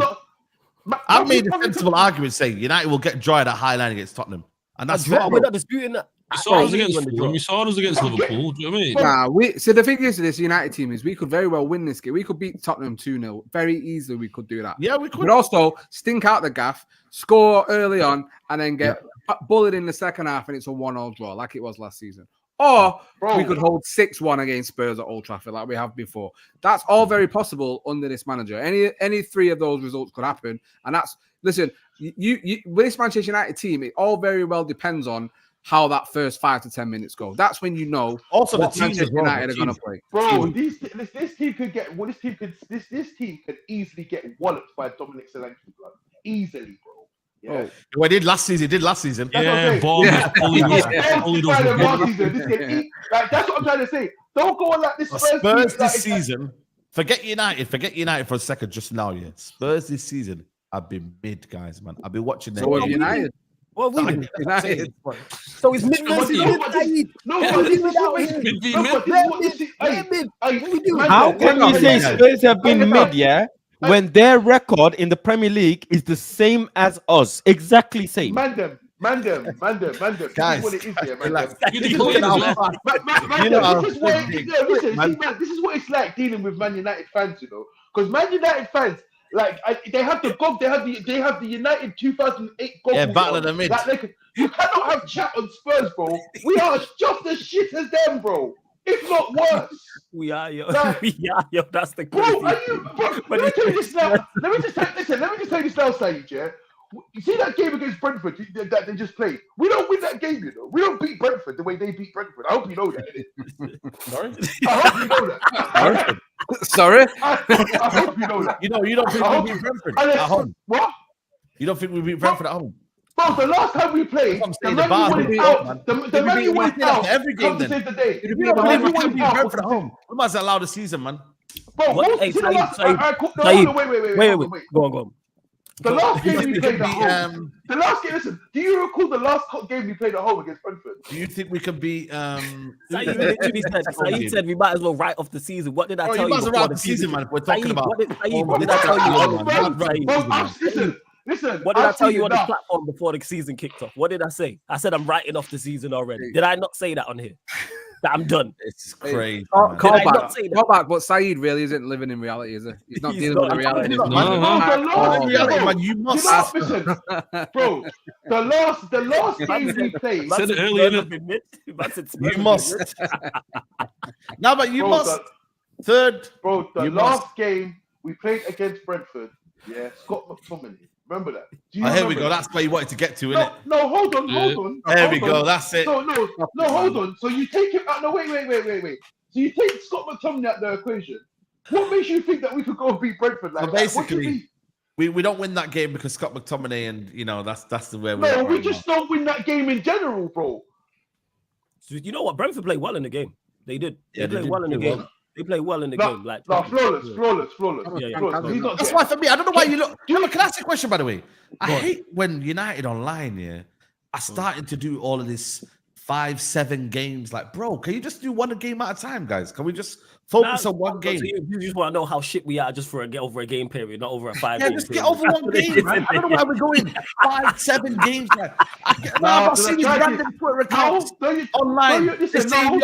How many points can we get out the next 5? Guys, how about the next game? Do you know why people don't want to do one game at a time, Saeed? Because it's like you're up here when we win, you're down here when we. That's exhausting, bro. That is exhausting. No, but when you take it deep, I fully, for me, every single game, I've analyzed every single game, be like, you know what, this game here, the faults, the goods, the bads, the ugly, I've analyzed it one by one. Like this season, have you heard me say Ten Hag out? Has anyone heard me say Ten Hag out? I haven't said anything. I had to sit on Mandem talk here and listen to these man debating about, we can win this game, we can win that game, we can win that game. All I said is why? All I said is all I want us to do is get to the international break without losing. They failed. Yeah, I'm not doing it. I will analyze the whole season. I'll analyze the next 5 years if I want to, because until this man goes, I know what's happening. It's up and down. What game we lose? After international break, was it Liverpool? No, he's saying before international break. Oh, international before. Brighton, remember? Liverpool. Yeah, we lost twice. Yeah, before, okay. I thought you meant this one here. People who were talking about, we can win 2 games in a row and win 3 out of 3 or next 5 out of 5. Like, relax. We're just not that. Yeah, just relax. That's why when you said before you go fast, Spurs are mid. That's why I laughed, because that's funny. Because it's like, what are we? Where do you sit then? Because I'm confused. Yeah. You've not said Eric Ten Hag out. No, I am Eric Ten Hag out, but for me, I'm not screaming it. People know my position. What is your position, bro? Did you hear me then? I said I'm Eric Ten Hag out. What position? So now you said every year, every game. I'm not screaming it because I know the manager's here. I'm just waiting for Ineos to pull the plug in. That's all I'm waiting for. For wake up. They need to wake up. For wake up. When they do their thing, they do their thing.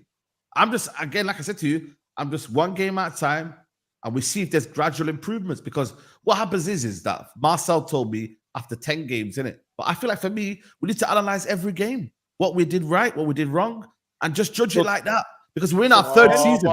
For us to kind of say, 10 games. That's cool if you're doing it and you've got a manager that actually. I know a manager stands in a press conference and says, you know what? My bad. I did this wrong. We don't have that manager. We have the manager that says we played a good game. We could lose 15-0. We played a good game. We started off well. No. Hold on. So you're never gonna if we've got a manager that analyzes things and tries to change it and says, all right, this is not working, so I need to stop this, or that's not working. We don't have that. So what is the point of this? We're on a slow road to nowhere. All right, okay. Let me say this. So Saeed and everybody, pretty much the average consensus is we'll give the manager 10 Premier League games to prove what he can do this season, right? I'm not. No, I wrote him off. No. Shouldn't have had. Okay, you wrote him off. I've seen enough. It shouldn't have been in the I've job seen enough. last I've seen season. enough. All right, okay. Hold on. Let me cook this. What game week? We've just gone past 5 games, right? Mm-hmm. So is it not a good time to have a review?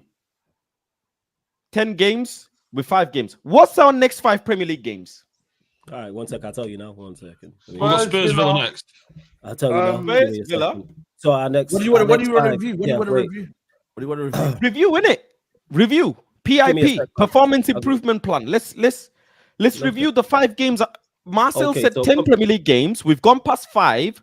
Hmm. So let's review the next. Home next, to Spurs, away to Villa, home to Brentford, away to West Ham, home to Chelsea. Okay, Let's out do of those this. next 5. Next Nah, 5 next Premier League game. games. Next 5 Premier League games. Yes. Bruh. Yes, I stressed out. Okay, innit? Saeed. Yes, innit? Let's wake up, Saeed. Saeed, wake up, man. Saeed, No, no, no. I didn't do well in them. I'm just saying, like, I didn't know it was actually them kind of fixtures. Yeah. Oh, you didn't know now. What do you mean? What do you mean? You didn't know now. Yeah. So out of those next, hold on. We've got Hold on, 7 hold on. points. Let me hear We've what got Van 7. says. We've got 7 points Why are you laughing, out of Flops? possible 15. Yeah, we've got 7 points out of possible 15. In the next 5 games that Flawless has just mentioned, how many points do you see us getting?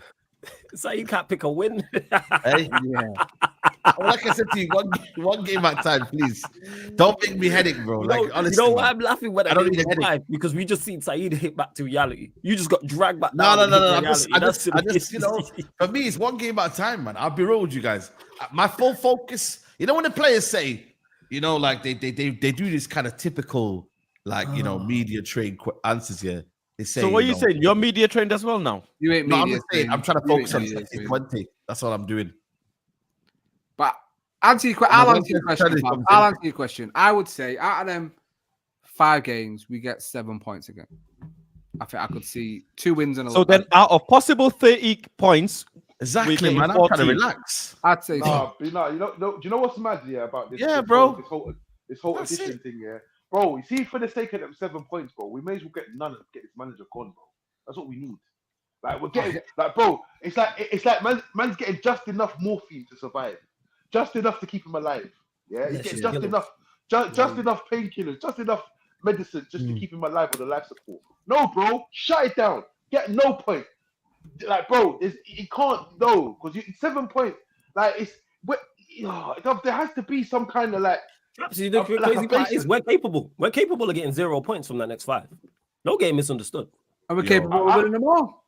They'll trap someone with you, man. Oh yeah, yeah. You know, I bumped into this guy. He's from America. Yeah, I bumped into this guy. Pick him up, man. Yeah, big up RSB. Shout Yeah, out I to see RSB, him. man. Oh, we capable of winning them all. Hey, Yeah, we no. scored 5 league goals in that next Fam, 5 games. how Are we can gonna you have double say figures? 5 games, 5 goals, boy. 5 league Yeah, goals. 5 games, 5 goals. Yeah, Are we? most I feel- chances created. Like my man was singing with the lotion on in his ear and that. But yeah, 5 goals, Nah.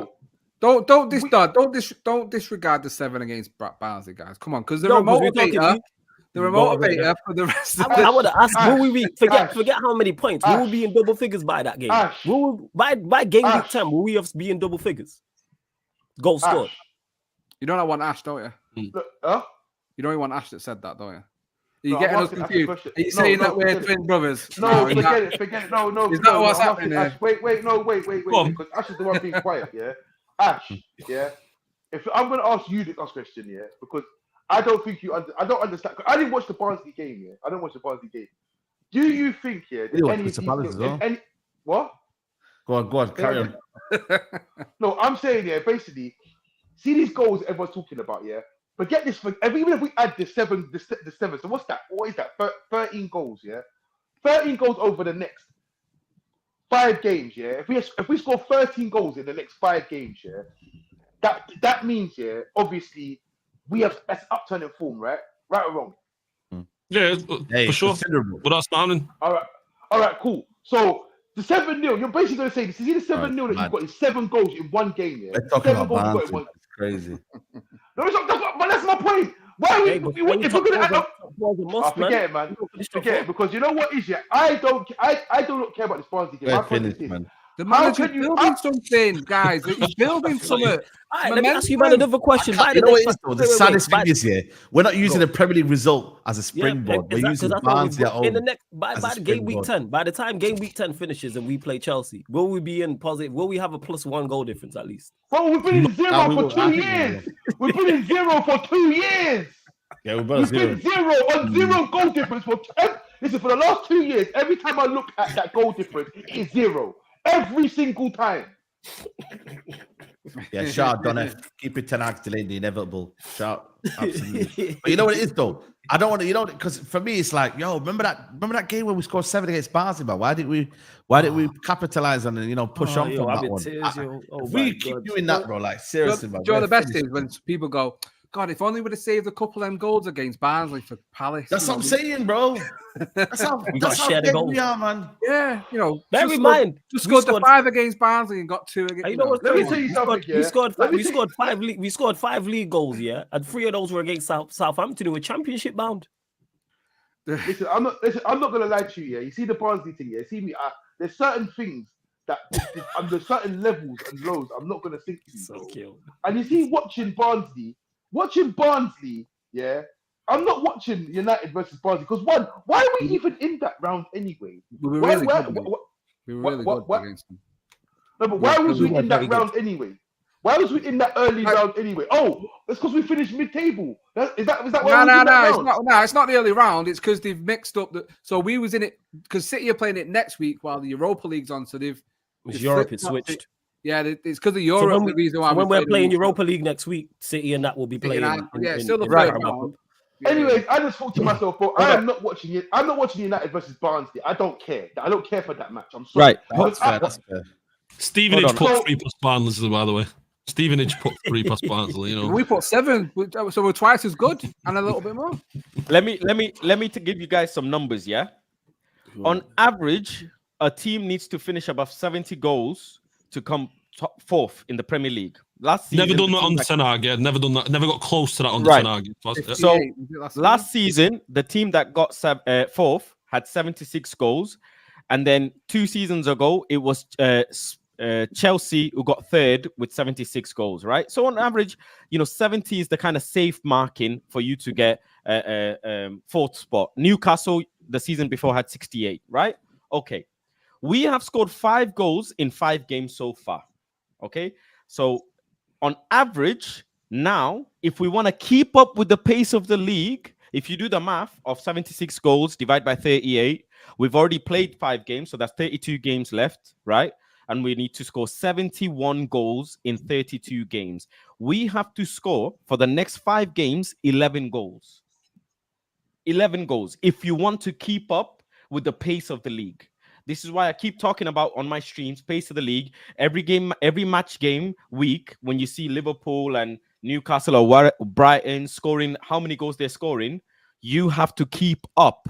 Because if you don't keep up goal difference at the end, you're going to get shed. And we need to score 11 goals in the next 5 games. That is 2.2 goals per game. And the more that you don't score, so if you keep scoring less and less, the more goals you have to keep scoring the next game. So it goes from 2.2 to 2.4, 2.6, 3, 4, and you eventually start getting behind and behind. We need to score goals. Forget conceding and whatever. Our defense is tight. We're not leaking goals. We need to score goals. That's the plain, simple thing. Easier said than done, innit? That's a problem. Sorry, just on a different subject here. I'm just trying to think. You see this Trossard thing here? You see the first yellow card, it wasn't for pushing Bernardo Silva in the back, was it? No, that was the second one. But it could have been, though. It could have been. No, he already got a yellow at the 34th minute. So he got a yellow before that? Yes. Yeah. Oh, this is definitely a sending off then, man. No, it's not, because the football's soft now. That's too soft. Oh, he's not trying to play the ball. Listen, no, he's not trying to play the ball. I know you're the subject, but he's not trying to play the ball, bro. He just slammed him in the back there. That's a yellow card. What else anyway, man? Let me ask you a question here. What did everyone expect in terms of the Ollie season, like in terms of goals? Did anyone expect us to be a high scoring team on the Ollie? Which Ollie season? Let's say not even that. To be fair, We How many goals did we score in this like reign? Like, I'm just gonna check now because I'm For not gonna lie. 17 goals once in the last 10 years. Yeah, did we look back a couple of weeks ago? We got nowhere near 80 in any of them or something like that. I'm not gonna lie. I'm not gonna lie, boys. I miss Ollie, man. what? But you missed Scott McTominay as well. So we have to take all that into I'm talking expectations. Scott McTominay tonight. Missed him against What? Crystal Palace. You would have saved him that game. You'll miss your ex as well when you're lonely at night. That doesn't mean that you have to go back to her, bro. Where I was trying to get to, where I was trying to get to was, I'm not trying to say Ole Gunnar Solskjaer did well with his attackers. Is that sometimes we saying, them attackers were better, like Mason Greenwood and Martial. They were miles better. But But also, Pogba in that as well. They were miles better. I also think, but like you still got the same. Well, you've got different sort of Rashford. You got Amad Diallo. You got Højlund, you got Zirkzee, you got Anthony, who the manager brought in, by the way. And listen, I'm not saying they're quality here, but the manager has options to work with, different varieties, different sort of players and that. Like, he's got options to work with players that are there. They're not all like, they can't be all scrubs at once. The problem with us, right? No one's scoring at once, so that's impossible. It's impossible. All of them not performing. It's the manager. Another manager will get better out of this team. That's what I'm saying to you. He's not an attacking. He's talking about being the best transition team. He's not an attacking manager. He's not an attacking manager at all. He's not a defensive manager. What is he? He's a manager. Yeah, he's a manager that can beat Herenveen and Ardo Den Haag and those boys. Do you know what I mean? In the Dutch you know league. what? Sometimes I really And think that's where we saw the standard. He's an industry plant. He's an industry plant. So you basically say these I Spice to football managers. Is that yeah, bro. He's an industry plant, bro. He's an industry plant. Media were hyping him up, though, weren't they? Media were hyping him up at Ajax. I think he's an industry plant. No. Oh, listen, man. Listen, you know what made me laugh about disappointment of this manager? Yeah, I said I held corn for this as well. I said, listen, if I'm being honest with you, my honest opinion, Pochettino is a safer bet than this guy. That's me being honest. I'm not saying I want him. People say, no, but you want Pochettino. No, I say, look, if I'm looking at both of them, honestly, he's a safer bet because Ten Hag is a nobody in English football. Yeah, and let's come and improve himself. Yeah, I'm telling you now, I've watched football for over 30 years. I've never once sat down with any of my brethren and watched the Eredivisie, whatever you want to call it. Never once. We've never done it. Yeah. So I don't understand how all of a sudden everyone was experts on the Dutch league and everyone was like, yeah, they've been watching it and been following his career and whatnot. Hey, Traps, you're expecting people to be honest and say they don't. Bro, it was So when they wanted this guy, bro, I don't know why everybody wanted this guy. I was thinking, no, do you know what? I done the whole blind faith. Ollie hit treble winner, hero, back in his thing. Yeah, it went left. I'm not doing the blind faith thing now. Man has to come and prove himself. Next thing you know, we're gonna say, no, I'm not doing it. You know why? You know why? Do you know the worst thing about it as well? Yeah, man's got like he's a young manager. He's not even a young manager. There's no attributes this man has. It's 55. 55. So who did you want? You want Ollie to stay? Did you want Ollie to stay? Traps. When at the time, were you happy that Ten Hag came through the door? Not really, because that's the first thing I said was Ten Hag is a nobody in English football. That's to come and prove himself. Okay. Do you know why everyone wanted him, and do you know why he came and the name and it's that Ajax tax. Like for years since the 90s, Kluivert, Davids, Bergkamp, all of these man, the Ajax name has held weight with through football. You see with all Van der Beek. You see any player that comes through the academy that shows any signs, the manager winning their league and all that, it holds a bit of weight, or it used to. Last 3-4 since he's left, not so much. Do you know what I mean? And Anthony's do you know what people used to tell me? Do you know what people used to tell me? People said, yeah, he's won the Dutch league this many times. But I said, but so is Frank de Boer. Yeah, but it's different. Yeah, but it's different. And Traps, you know what also as well, what he did in Europe. People always, you know how people are very tunnel vision, what he did to Madrid. Because of the way they beat Real Madrid in the Bernabeu. They battered Madrid in the Bernabeu. Knocked them out. And people were going to hold on. Yeah, but they beat him 4-1. Yeah, but and Flawless, thank you very much for that point, because the same feeling that they had about Erik ten Hag beating Real Madrid in Bernabeu is the same feeling people had. Is the same reason why Rio Ferdinand was going crazy for Ole Gunnar Solskjaer when we beat PSG. You know what I'm saying? He did the unthinkable, and that's what happens. And guess what? We're human beings. We're fine. We got excited. We got it wrong. and we're now seeing, you know, the manager that for who he is. No, but, and but, it's, it's but perfectly fine. even if no, but you see that basic logic, like it's like cool. It's like the whole thing, like I told you, like see now, like not even now. I just tell man straight. If I don't know enough about a player, I just don't know enough about him. I have to watch him. I don't like to say just with Zirkzee. I don't know enough about But him. Traps, you're one of the few. You're honest. A lot of people are experts in everything, especially in these places. All I know is I see my man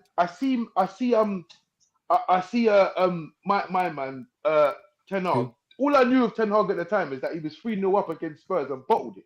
That's what I knew about him, you know. So when I'm thinking about it, I'm thinking, rah, Pochettino's a safer bet because for one, Pochettino's recovered a 3-0 lead against this guy, and for two, we see what Pochettino can do. He might not get you to the thingy, but if he could get Spurs to a fucking Champions League final, he definitely could do something here. But he might not be what you might want to be. He might not be like the like, you know, like a consistent Premier League challenger or something. But he might get you to a certain level where another manager will come in and take over, get a couple of players and push it to thingy. But bro, I'll be honest with you, like I don't know where the whole Ten Hag hype came from at all. Because he joined Manchester United. Who does think He's about done nothing. it? But here the thing is, think about it, whether it's a manager or a player, who doesn't get hyped coming here by our fans? Bro, don't you remember when he first came here? They're talking about errors can come to an end. They made the Instagram for him, even though he's not going to be on Instagram. So no one can take the Instagram. This is the same fan base. This is the same fan base that hyped up Mason Mount coming here. Yeah. Not me. Not me. But it started well before that though, because you know in football there's always the next best thing, and he was seen as that next best thing. There's rumors about Liverpool were looking at him to replace Klopp. There was even rumors about him going to City as well. Like, you know, you look at Amorim now. You look at I forget his name. Thiago Motta at Juve now. There's always that next best thing to jump on the hype. And Manchester United have never really been that club to jump on that hype. The one I seem to remember is probably Klopp, and obviously Woodward absolutely fumbled that bag by telling him it was the Disneyland for adults. And I think Man United fans are sheeps, man, because they all just, you know what they do here? They try and make a positive out of anything, and that's the problem with me. You can't have an opinion. So when I said Mason Mount is not going to be a player that we need here, it was like, why are you so negative about it? I said, bro, like, I'd rather not get into the mess here. Like, I'd rather know and be like, yo, cool, we don't need him, than get into the mess later on of where do we fit him. Because we knew Bruno wasn't going to get dropped. Because we believe. It's with the United fans. We believe. I've said this before. A lot of United fans see players put on the shirt and they think it's Marvel. They think it's the Super Soldier Serum. They think it's the Iron Man suit, and they're going to transform. This is why all preseason long we kept the same manager who was woeful. Worst ever Premier League finish, worst ever Champions League campaign. Only added a couple players, and people thought we were going to jump from 8th to go 3rd or 4th. Why? Why? You know what was funny as well? Do you know what was funny as well? Makes no sense. But I don't understand it. I just don't understand because it's hope how and their love for the club. Yeah, but even so, like the reality is the reality. Like you heard Saeed say on this very show, he's not living in reality. Bro, I need to write a little slogan, man. F the reality, man. You know what I'm saying? He literally said this on this very show. I'm not living in reality. And then not living in reality. More, Saeed, do you remember? Yeah, coming out of the Carabao. Remember that day, the Carabao Cup. Remember that day? Yeah, when we sat down there and we said in Nando's, it was like, there's no way we can lose this game. I'm trying to think of every scenario of what it is to lose this game. There's no way we can lose this game. And we actually said the only way we can lose this game is if we have a red card or something crazy, like a penalty or something. Yeah. There was no way for him to lose that game. Yeah. So when we came out of the thingy, man wasn't even gassed like that. But yeah, all right, cool. We won a trophy. First time in 6 years. What did you do? Hooray. Thanks. Yeah. Bro, the next game, 7-0. That was it for me. That was it. That was crazy. There's something wrong here. There's something wrong. There's something wrong. That's what I started to think. That's what I started to think about the game. I think to myself, Newcastle did have so many players, you know. They had so many things. Can we talk about a little bit of positives like Mazraoui? What a signing, guys. Bro, Mazraoui. Dalot's been excellent this season. They're lit. You know, like the back four. Like there is some positives, guys, you know, in terms of like the technical ceiling, the technical level that's been in this team. Like Mazraoui has been a brilliant player. Delit's the leader. You know, I thought Mino had a good game, you know. against Crystal Palace. Best of the season, you know, if I'm being honest with you, against Crystal Palace. Eriksen's showing, you know, that he could do whatever. There is some positives there, but he just gets, I feel like he just gets undone by just staff decisions, man. And just plaster on a axe wound side, isn't it? Let's be honest with you. Do you know what I mean? Like it's just covering up what we already know. Because when we struggle to still score goals after being the best team over 60 minutes, or you know, Trapp's saying 18 minutes, whatever you want to look at it. 18 minutes. 18 minutes is wild, bro. As well, you know? It's absolutely wild. I'd even say 20. You know, I said 18. It's nice Not to come me. away from games and seeing these sometimes, you know, I say team performances, but players, you know, we know Ten Hag built that first season on that back line, and to say we've, you know, you could even say 4 of those 5 at the back if you put Onana in the last couple of games. Delo, been a massive critic of him. The more I see him, the more I fall in love with him. I think, you know, again, I said it last week, Delo. I said it last week. I feel really sorry for him that he got kicked out of his right back spot. But Mazraoui is showing brilliant levels, and for someone that, you know, players wouldn't have, or fans wouldn't have even thought of signing in the summer. I think we really, you know, we've pulled one out of the bag there, and to get him and De Ligt for so cheap from under Bayern, 50 million. Under 50 million. Again, United don't do that. United don't do that kind of thing, and they're both showing levels. I love De Ligt. I think De Ligt is, bro. I've said it. I think he's, you know, if he continues the trajectory that I've seen him so far, definitely one of the best centre backs in the league, without a shadow of a doubt. Yeah. And to say people trying to tell you that he's another Maguire, you know, a clog wearing Maguire is ridiculous. Do you know what I mean? So again, he wasn't even in my top 5 centre backs I wanted United to sign in the summer. He's not even a player I thought of us getting when we was looking at centre backs. He wasn't one I was really looking at. But the fact then the Euro to come as well, you know. So we're stacked, man. We're actually stacked in terms of centre backs. The wrong end of the pitch, though. The wrong end of the pitch, Saeed. I know that's a problem. You know, Ten Hag, yeah. He's done this club like backwards, isn't it? Like he's done it back to front. Like it's like he's sorted out the defense now, and we're sorting out defense now. But then now the attacks now. Whereas the attack, you got, you know, it's weird. It's been the problem we've never addressed. It's been a problem. problem. You sort the foundations out first, and then you go to the attack at the end. But now it's like we're sorting the defense at the end, and now it's the attack. That's because we were both a mess because of the way we was playing. Defensively, we was fine in his first season because of the way we were playing. Man. Then the second season, he changed it, and then there was problems offensively and defensively. Now we've added quality to from the defensive standpoint, and that's why we've been better. Mazraoui surprised me. Super efficient. That's the biggest compliment I can pay him. Super efficient in everything he does. De Ligt has also surprised me as well. He was someone I was skeptical on both of them, but both of them so far so good. But over end of the pitch, you can't 0-0 your game. You can't get 0-0 wins. It's gonna be a problem. That's so true, man. You can't celebrate as well. Listen, Man United, we don't celebrate performances, man. Like let's be honest, guys, man. In terms of like yesterday, I'm not like, there's normally we can say, you know what, performances, we played well today, we did everything we could. But yesterday was the kind of game where you're like, when you were telling me double A in terms of this season, I'm looking for performances. Yesterday, still though, you have to be pissed off the fact that we didn't win the game, man. I agree with that, mate, because we should have won the game, and you have to hold the whole team. My thing is you have to hold the whole team accountable for the way that game ended, because after the first half, even the first half, mate, we should have been well and away. That game should have been over because, you know, I've seen loads of people tweeting it, like United fans saying, if this is City, this is Arsenal, this is Liverpool, they go into that first half 3-0 up, easy. And, you know, that sadly, that is where we want to be now. We want to we're chasing them teams that will have these results in the bag at halftime. We need to be doing that. And the players that are in the positions and getting paid the money to do this need to look at themselves more than anyone else, because there's no excuse for us to be drawing that game 0-0. I think you change the manager, bro. You change the manager, you see the players, the players, the use of the players being utilized much better. I don't think we have a team that cannot go. I don't think we have a team that cannot. In the squad now, looking around the squad now, I don't think we have a squad that is not capable of going and getting a win at Palace away, or going to, or feeling nervous about the likes of a Spurs coming to Old Trafford.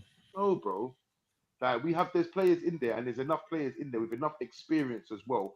And you've got a mixture of young players, experienced players to put together a team that they might not get you to the title, but they'll get you They can perform comfortable well enough to be in Europe. To be honest with you, like with the way Europe's set out as well this season as well, like where there's no drop down teams from the Champions League and the Europa League. Looking around it, we're probably one of the best teams in the Europa League right now. So we should be winning that. To be honest with you, I mean, and that's what I'm trying to say. Those are the options that should be. We should be not only competing for top 4, but we should be thinking to ourselves like, yeah, we've got the 2 options here of getting Champions League football. We should be, if we had a decent manager, we should be pretty much nailed on to be facts. Champions League football With the money we spent and the squad the we've money got. that we spent and Mad, the isn't squad, it? yeah, exactly. But unfortunately, we're not there, and this.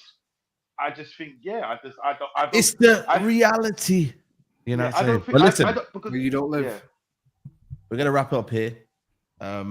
Big up to everyone here. I don't know why we've not even got 1,000 likes. We've got 1.5k still in the building, man. How the hell we don't have 1,000 likes? What is Bro, we're not even 700 likes.